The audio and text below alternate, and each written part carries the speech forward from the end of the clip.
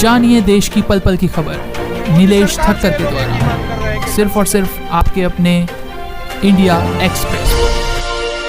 हम दिगंबरी अखाड़ा एवं रामानंदीय वैष्णव मैं नवम पीठाधीश्वर संत आसाराम जी बापू जैसे ज्ञानी संत थे, ये बड़ा दुर्लभ है, बड़ा विरल है। मुझे लगता है कि स्वयं परमेश्वर ही ज्ञान का रूप में ये धरती पर आए थे आसाराम जी बापू।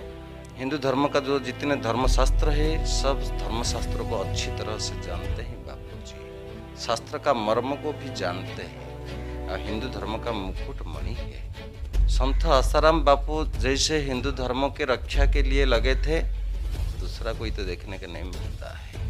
संत समाज का बहुत बड़ा दुर्भाग्य है, भारत का बड़ा दुर्भाग्य है, विश्व का भी बड़ा दुर्भाग्य है। इतने बड़े संतों को, इतने बड़े प्रचारक ज्ञानी को ऐसा कारागृह में रखना ये घोर अन्याय है। मैं इसको बहुत निंदा करता हूँ। आसाराम बापू को शीघ्र कारामुक्त करा जाए, ये हम सब हिंदू संगठन को और सब संत समाज को एक होकर ये आवाज उठाना चाहिए। हमारा ये निरपराधी निर्दोष संत बापू को कारामुक्त नहीं किया जाएगा तो ये हम एकजुट होकर ये आंदोलन करेंगे।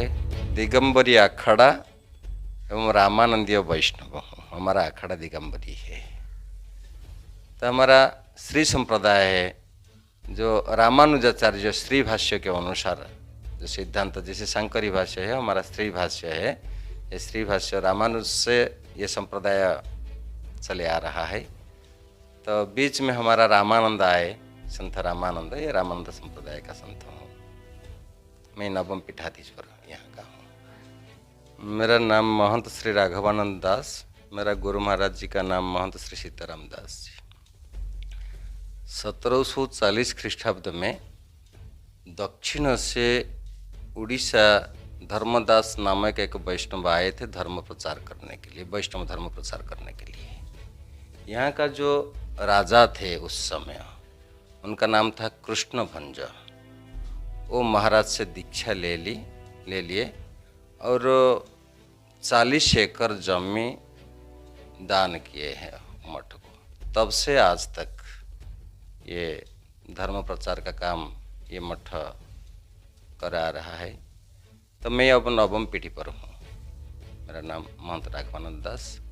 यहाँ ऐसा गौ सेवा और जो हिंदू धर्म का प्रचार, शास्त्र का प्रचार और तो सब अतिथियों का सेवा, ऐसा सब धर्म। मठ हो गए महाराज जी आपके, जैसे ये मठ है हमारा ये घुमुसर इलाका है, घुमुसर मंडल है। मैं सभापति हूँ। तो 150 मठ होगा। 150 मठ महाराज जी देख रहे हैं कि संत आसाराम जी बापू के भी सेवा कार्य चलते हैं। गौ सेवा हो, आदिवासी विस्तारों में गरीबों की सेवा हो, घर वापसी की सेवा हो, तो उसके बारे में क्या कहो? पूज्य बापू जी जैसे महान संत थे, महान सेवक थे, तो दूसरा कोई नहीं होगा। महाराज जी के द्वारा जैसे भगवान का जो ज्ञान का प्रचार प्रसार और धर्म की रक्षा हो रहा था, तो और कोई दूसरा ऐसा नहीं कर पाएगा। धर्म की रक्षा जैसा बापू जैसा कोई नहीं कर पाएगा, लेकिन वो हिंदू संत आज 9 सालों से जोधपुर की जेल के अंदर है। क्या कहोगे उसके विषय? तो देखिए, हमारा जो शास्त्र सिद्धांत के अनुसार तो संत की कृपा बिना जीव का कल्याण असंभव है। संत कृपा ही केवलम, गुरु कृपा ही केवलम, यह हमारा शास्त्र का सिद्धांत है। सदा श्रुतव्यम गुरु वेद वाक्यम, हमारा शास्त्र ये निर्देश करते हैं कि तुम्हारा कल्याण जब चाहते हैं तुम, तो गुरु का मुखार बिंद से वेद का वाक्य श्रवण करो, तब तुम्हारा कल्याण हो सकेगा, नहीं तो संभव नहीं है। कल्याण का दूसरा मार्ग कोई नहीं है। तो संत आसाराम जी बापू जैसे ज्ञानी संत थे, ये बड़ा दुर्लभ है, बड़ा विरल है। भगवान की कृपा से, भगवान की इच्छा से स्वयं भगवान ही कभी कभी इस धरती पर ऐसे अवतरित होते हैं धर्म स्थापना करने के लिए। ये धर्म का स्थापना करना भगवान का काम है, इसमें संदेह नहीं है। तो मुझे लगता है कि स्वयं परमेश्वर ही ज्ञान का रूप में ये धरती पर आए थे आसाराम जी बापू, और ये धर्म का जो सत्य सनातन धर्म का प्रचार कर रहे हैं। ये खेद का विषय है, क्या कारण हो गया बापू को, निर्दोष बापू को आज कारागृह में रहना पड़ा।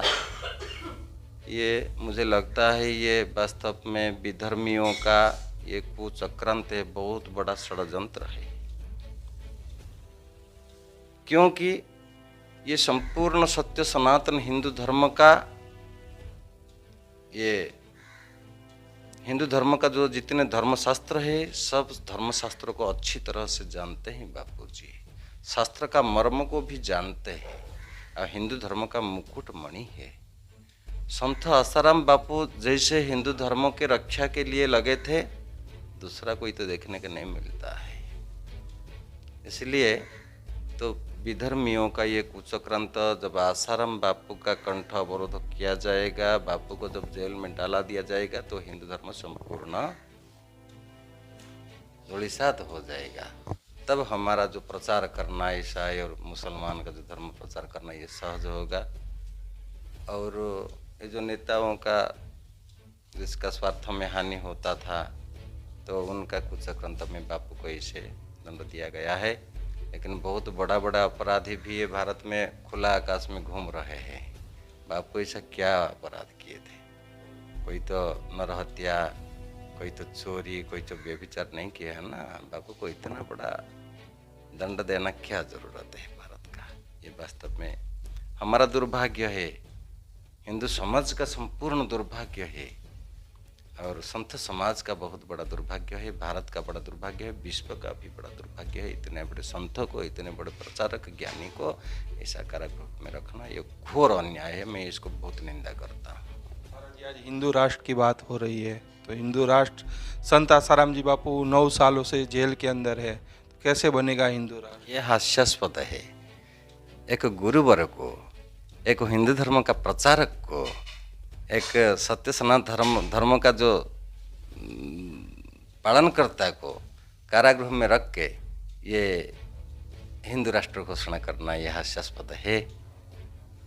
इसलिए बापू जब मुक्त होंगे तब ये सहज में अति शीघ्र हिंदू राष्ट्र घोषित हो जाएगा, ये मेरा आशा है। संपूर्ण संत समाज को ये विनती करता हूँ, संपूर्ण हिंदू संगठनों को ये विनती करता हूँ, आओ हम एक होकर ये अन्याय के विरोध में आवाज़ उठाएं, तो शीघ्र हमारा जो संत को, जो हमारा कल्याण का कारण है, हिंदू समाज का कल्याण का कारण है, जो आसाराम बापू को शीघ्र कारामुक्त करा जाए।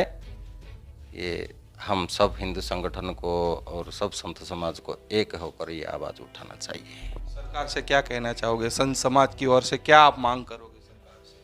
ये सरकार से ये हमारा ये मांग है, जब हमारा ये निरपराधी निर्दोष संत बापू को कारामुक्त नहीं किया जाएगा, तो ये हम एकजुट होकर ये आंदोलन करेंगे, जो आंदोलन के द्वारा विधर्मियों का बहुत बड़ा घाटा होगा, और ऐसा विधर्मी नेताओं का भी बहुत बड़ा घाटा होगा। मतलब सब लोगों को एक प्लेटफॉर्म पे आना पड़ेगा, सब संतों को, हिंदू संगठनों को। समय आ गया है, हिंदू समाज अब जाग गए हैं। सबको मैं ये विनती करता हूँ, सबको मिलकर आवाज़ उठाए और शीघ्र बापू को कारामुक्त कर किया जाए।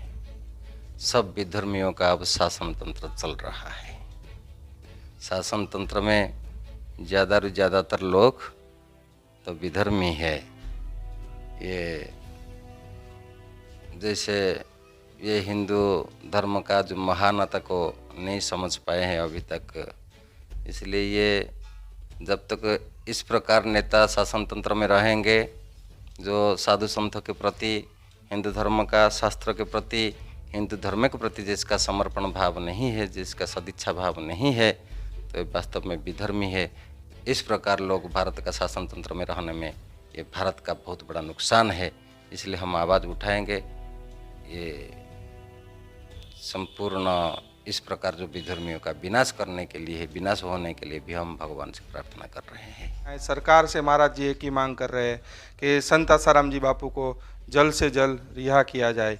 कैमरामैन अंजनी के साथ नीलेश ठक्कर, उड़ीसा से रफ्तार न्यूज़। इंडिया एक्सप्रेस आपको दिखाए सच का आईना।